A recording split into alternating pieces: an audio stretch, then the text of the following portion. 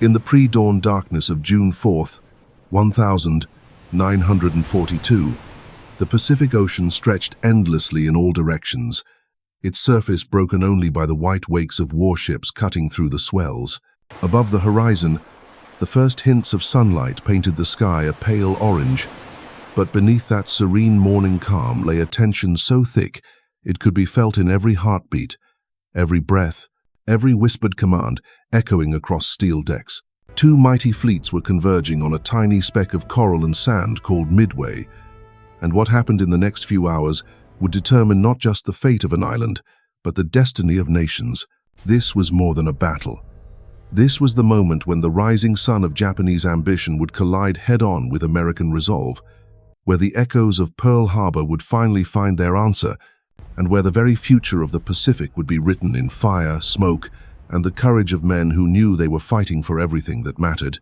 The stage was set for what would become the most decisive naval engagement of the Second World War, a clash that would shatter one empire's dreams while igniting another's march toward victory. But to understand the magnitude of what was about to unfold at Midway, we must first journey back to the smoke-filled rooms of Tokyo, where Japan's greatest naval strategist was hatching a plan so audacious, so all-encompassing, that its success would have changed the course of history forever. Fleet Admiral Isoroku Yamamoto stood before a massive chart of the Pacific, his eyes fixed on the tiny dots that represented American naval bases scattered across thousands of miles of ocean. The man who had orchestrated the devastating attack on Pearl Harbor just 6 months earlier now faced a problem that kept him awake at night. Despite that stunning victory, the American aircraft carriers had escaped his trap, and worse still, they had begun to strike back with increasing boldness. The Doolittle Raid in April had been the final straw. 16 American bombers had appeared over Tokyo itself, dropping their payloads on the sacred soil of Japan before disappearing into the vast Pacific. The raid had inflicted minimal physical damage, but the psychological wound cut deep into the heart of the Japanese leadership. If American bombers could reach Tokyo, the defensive, then perimeter that Japan had fought so hard to establish was nothing more than an illusion. Yamamoto's solution was characteristically bold and ruthlessly logical. He would force the American Pacific Fleet into a decisive battle by threatening something they could never afford to lose. Midway Atoll, a tiny coral island sitting like a sentinel 1,100 miles northwest of Hawaii, would be his bait.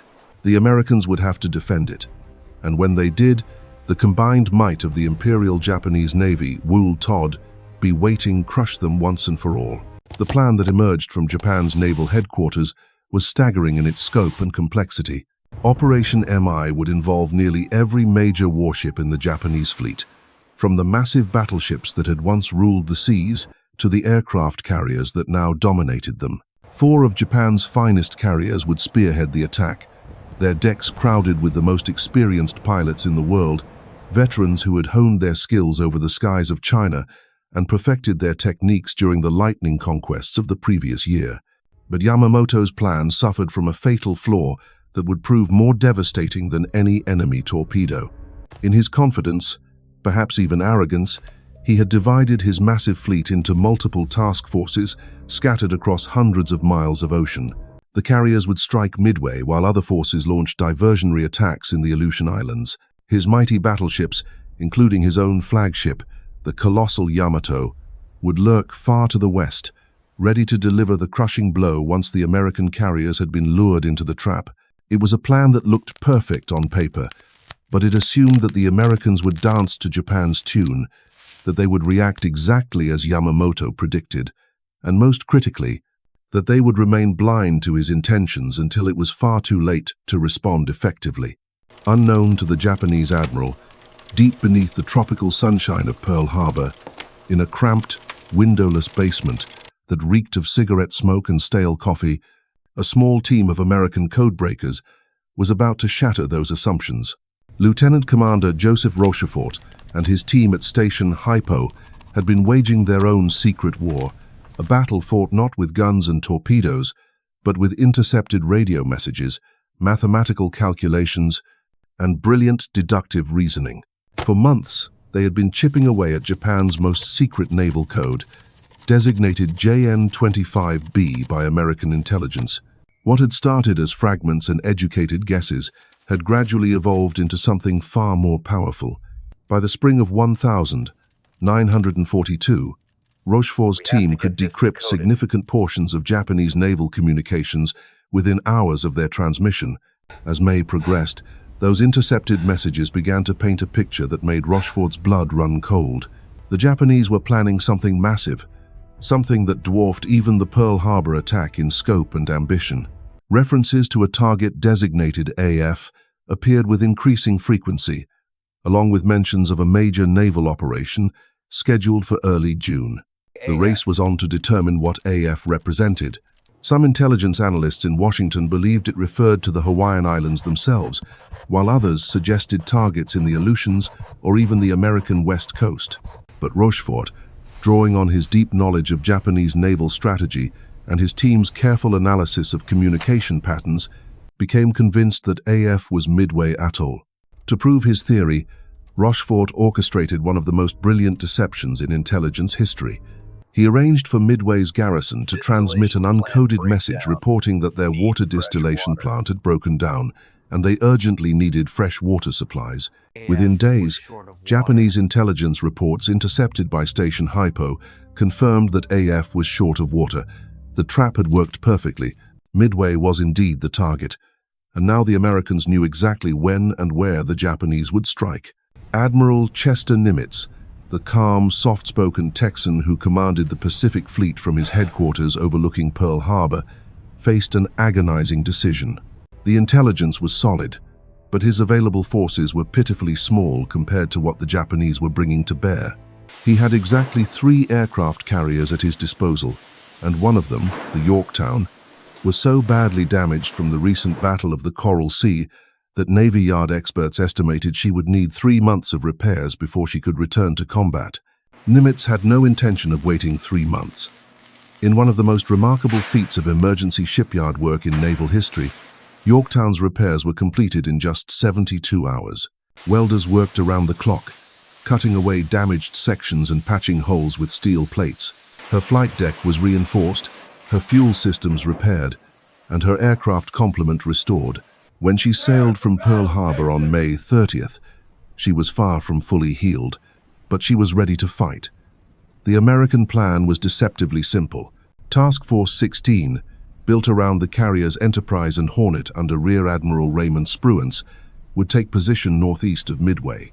Task Force 17, centered on the patched-up Yorktown and commanded by Rear Admiral Frank Fletcher, would provide support. Together, they would wait in ambush, using their advanced knowledge of Japanese intentions to turn Yamamoto's trap against him. As the American carriers took their positions in the vast emptiness of the Pacific, their crews knew they were heading into a battle that would test every skill they possessed and demand sacrifices that many would not survive. The odds were heavily stacked against them, but they carried with them something their enemies lacked. They knew exactly what was coming, and they were ready to fight for their nation's survival with everything they had. The sun climbed higher over the Pacific as June 4th dawned, casting long shadows across the flight decks of Japanese carriers that had become floating cities of organized chaos. Aboard the flagship Akagi, Vice Admiral Chuichi Nagumo stood on his bridge, watching as the first wave of attack aircraft prepared for launch.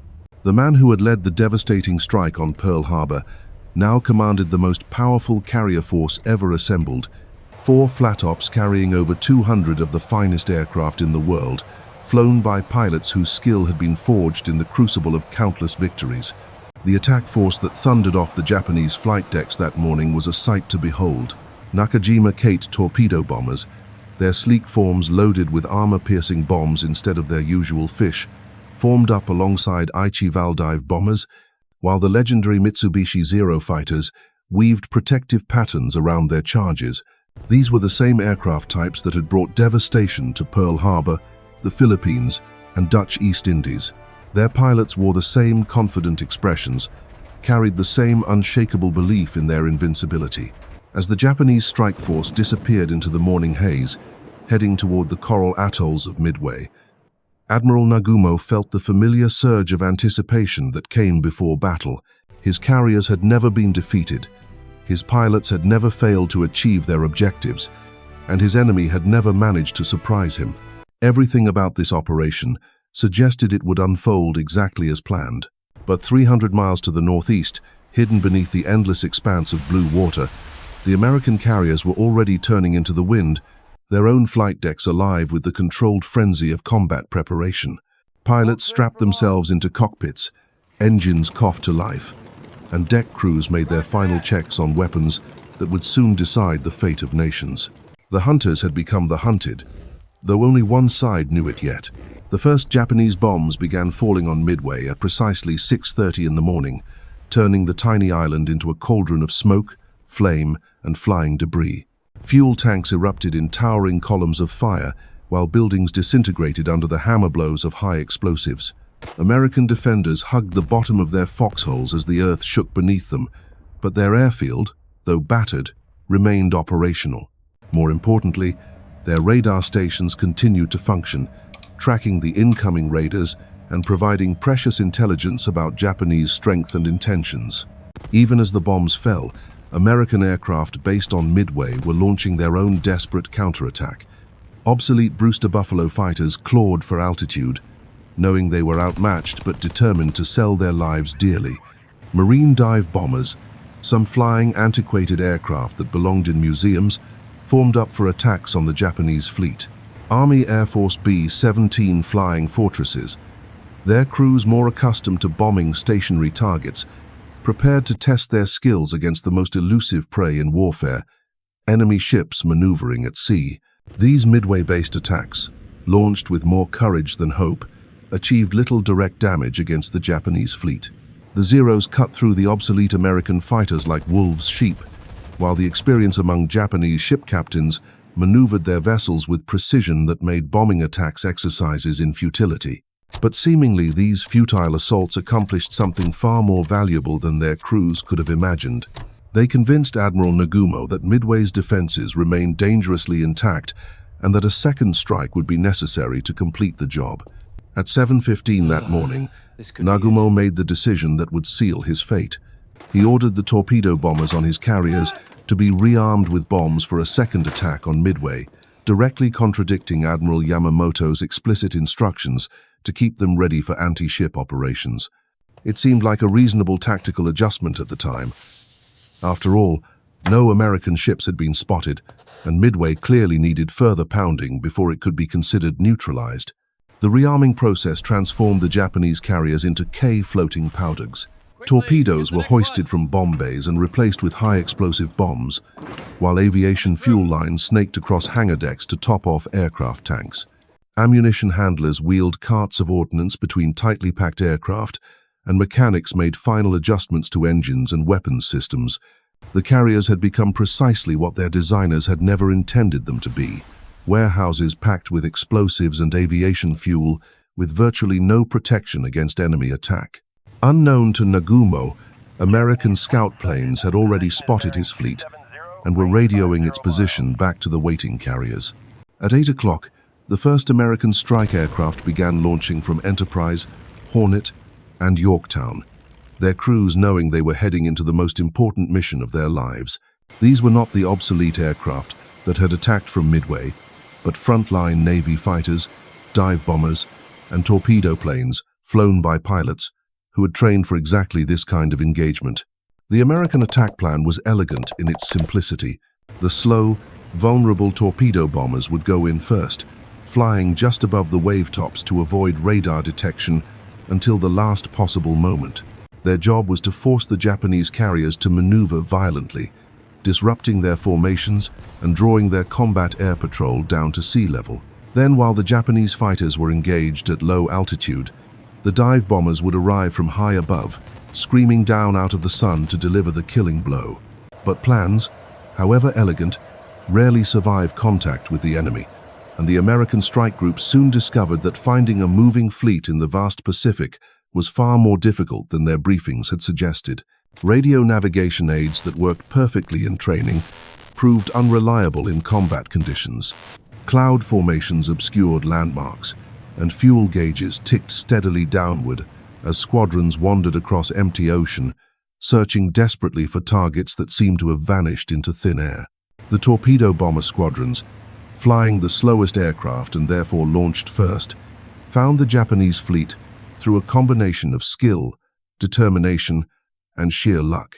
But what they found was a nightmare scenario that no amount of training could have prepared them for. The 4 Japanese carriers sailed in a tight formation, surrounded by screening cruisers and destroyers whose anti-aircraft guns filled the sky with deadly metal.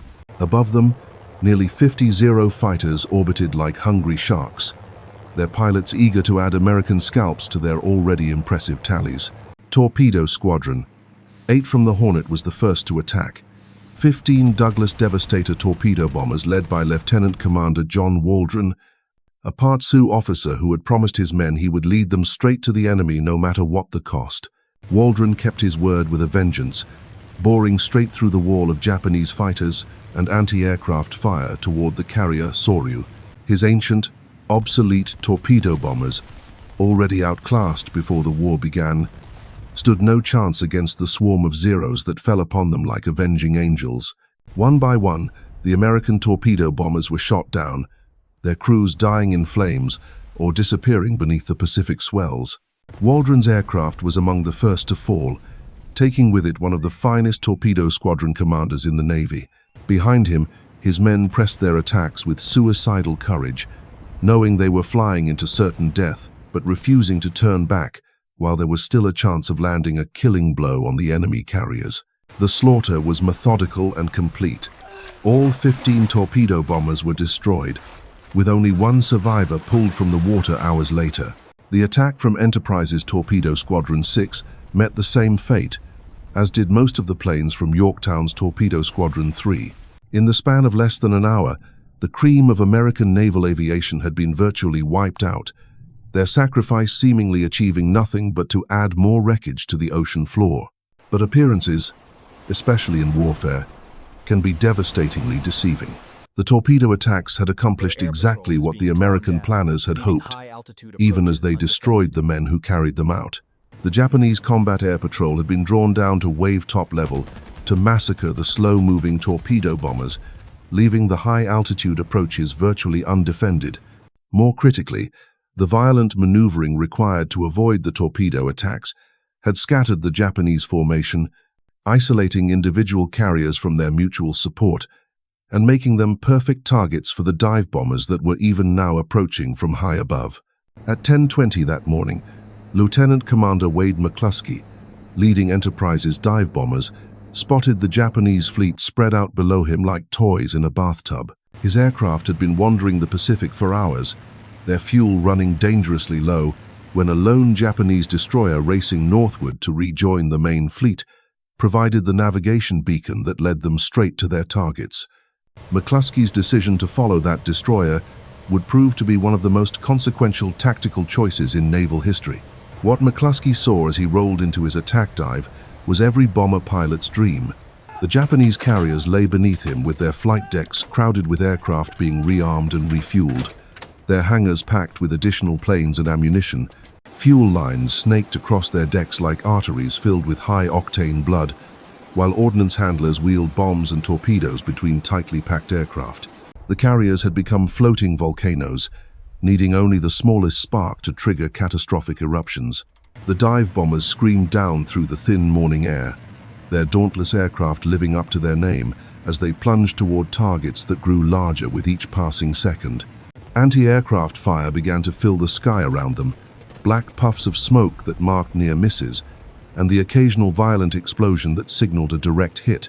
But there were too many American aircraft diving from too many directions for the Japanese gunners to stop them all, and the first bombs began to find their marks with devastating accuracy. The carrier, Akagi, Admiral Nagumo's flagship and the pride of the Japanese fleet, took the first killing blow at exactly 10:22 that morning. A 1,000-pound bomb punched through her flight deck, just behind the midships elevator, detonating among the closely packed aircraft below. The explosion sent a shockwave through the entire ship, but it was what happened next that transformed a manageable hit into a death sentence. The bomb's blast ignited aviation fuel that had been spilled during the frantic rearming operations, and within seconds, Rivers of fire were racing across the hangar deck, engulfing aircraft loaded with bombs and ammunition. The Akagi shuddered as secondary explosions began tearing through her hull. Torpedoes stored in the hangar detonated with tremendous force, their blasts rippling outward like earthquake tremors. Ammunition magazines that should have been flooded for safety instead fed the inferno with continuous explosions that lifted entire sections of deck plating into the air.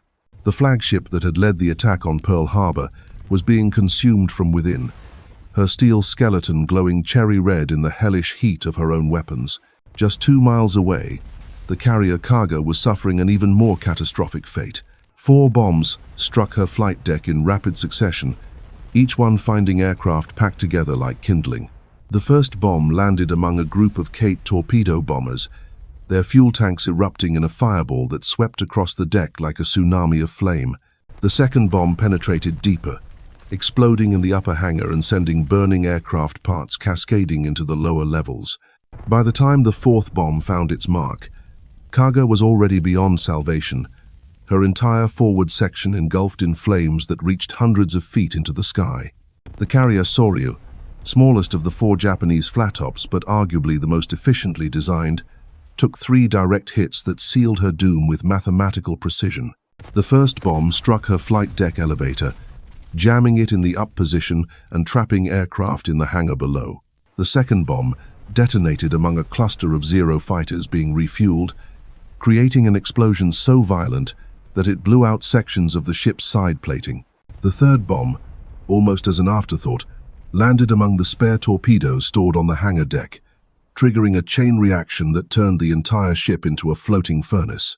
In less than 5 minutes, 3 of Japan's 4 carriers had been reduced to burning hulks, their flight decks twisted into unrecognizable masses of molten steel, and their hangars transformed into crematoriums for the aircraft and men trapped within. The dive bomber attack had achieved what months of careful planning and positioning had made possible, but the execution required split-second timing and courage that bordered on madness. The American pilots had dove through walls of anti-aircraft fire, their aircraft shuddering under the impact of shell fragments, their windscreens spider-webbing from near misses that should have been direct hits. Lieutenant Commander Wade McClusky, leading the attack from Enterprise, felt his aircraft buck and shiver as Japanese shells exploded around him, but his dive remained true, his bomb sight centered on the rising sun painted on Akagi's flight deck. His 1,000-pound bomb fell like divine retribution, its explosion marking the beginning of the end for Japanese naval aviation. Behind him, his pilots pressed their attacks with the precision of surgeons and the ferocity of berserkers, each bomb finding its target with an accuracy that seemed impossible given the chaos swirling around them. The 4th Japanese carrier, Hiryu, had been operating separately from her sisters and escaped the initial American onslaught through sheer luck and distance. Her captain, Rear Admiral Tamon Yamaguchi, was a fighting sailor cut from the same cloth as his American opponents, and he wasted no time launching a counterattack against the Americans, who had just destroyed 3/4 of his fleet. His remaining aircraft, 18 dive bombers and 6 fighters, represented the last offensive punch left in the entire Japanese striking force. Yamaguchi's pilots found the American carrier Yorktown at precisely the moment when her crew believed the battle was won. Damage control parties were already beginning repairs from the morning's action when the Japanese dive bombers screamed down out of the afternoon sun, their attack as sudden and devastating as lightning from a clear sky. 3 bombs struck Yorktown's flight deck, penetrating deep into her hull and starting fires that threatened to consume her from within. The American carrier's damage control teams responded with the efficiency that had become legendary throughout the Pacific Fleet. Within 2 hours, they had extinguished the fires, restored power to critical systems, and patched the flight deck well enough to resume flight operations. When the second wave of Japanese attackers arrived, expecting to find a burning hulk, they instead discovered what appeared to be an undamaged carrier making 20 knots and launching fighters. The Japanese pilots, convinced they were attacking a different ship, pressed home their torpedo attack with the same suicidal courage their American counterparts had displayed that morning. 2 torpedoes struck Yorktown's port side, flooding her engine rooms and bringing her to a dead stop. The carrier that had been hastily repaired at Pearl Harbor and rushed into battle was finally succumbing to the accumulated damage of too many fights in too short a time. But even as Yorktown listed heavily to port, her aircraft were already airborne and hunting for the source of the attack. The Japanese had revealed the location of their last carrier, and the Americans were not about to let Hiryu escape the fate that had befallen her sisters. Enterprise and Hornet turned into the wind and began launching every available aircraft, their crews working with the desperate efficiency of men who knew this might be their only chance to complete the destruction of the Japanese fleet. At 4:20 that afternoon, the last act of this Pacific drama reached its climax as American dive bombers found the Hiryu steaming desperately northward, her flight deck empty, her hangars echoing with the ghostly silence of defeat. The bombs that fell upon her were almost anticlimactic after the morning's carnage, but they completed the destruction of what had once been the most powerful naval striking force in history. 4 Japanese carriers lay broken and burning beneath the Pacific sun, their twisted steel frames serving as tombstones for an empire's ambition and the final resting place for hundreds of Japan's finest pilots. In a single day, the balance of power in the Pacific had shifted irrevocably. Japan's dream of an impregnable defensive perimeter stretching from the Aleutians to Australia died with those carriers, along with the irreplaceable pilots and aircrew who had made that dream seem achievable. The United States Navy, written off as defeated just 6 months after Pearl Harbor, had not merely survived the ultimate test, but had emerged victorious against odds that should have guaranteed their destruction. The battle's outcome hinged on factors that no strategic planning could fully control. Intelligence had provided the Americans with priceless advance warning, but courage had transformed that advantage into victory. The sacrifice of the torpedo bomber crews had been the catalyst that made everything else possible, their deaths purchasing the few precious minutes needed for the dive bombers to arrive at exactly the right moment. Japanese overconfidence had created the vulnerabilities, but American determination had exploited them with surgical precision. As the sun set over the Pacific on June 4th, 1942, it illuminated a transformed world. The Japanese fleet limped homeward, its surviving ships carrying news of a catastrophe so complete that many in Tokyo would refuse to believe the initial reports. The American carriers, battered but triumphant, began the long journey back to Pearl Harbor, their crews already knowing they had participated in something that would be remembered as long as nations waged war upon the seas. Midway had become more than a battle. It was the moment when the tide of war turned irrevocably against Japan, when American industrial might and fighting spirit proved that Pearl Harbor had awakened not a defeated nation, but a sleeping giant. The tiny coral atoll that had served as bait in Yamamoto's trap had instead become the graveyard of Japanese naval supremacy and the birthplace of American victory in the Pacific. The echoes of those 5 fatal minutes would reverberate across the Pacific for the remainder of the war, each American advance built upon the foundation laid by the men who had faced impossible odds above the burning Japanese carriers and emerged victorious. In the annals of naval warfare, few battles have been decided so quickly or completely, and none have carried consequences quite so profound for the fate of nations and the course of history itself.